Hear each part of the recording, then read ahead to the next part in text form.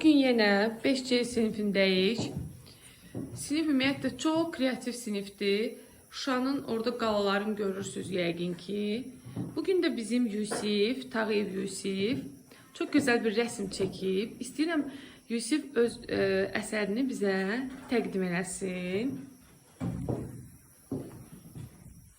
Buyur Yusif, oğlum. Çəkdiyin əsər çox xoşuma gəldi. Sadəcə istəyirəm ki, sən izah edəsən ki, burada hansı nüanslara toxunursan? Çoxdan da həsəd qaldığımız Şuşa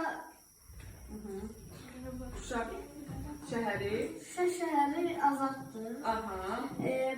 Qarabağ xalqları da həmişə kimi, bizim kimi sevinir. Aha. Çünki bunlar azaddırlar. Göyləri sevinir. O da azaddır. Bura İsa bulağıdır.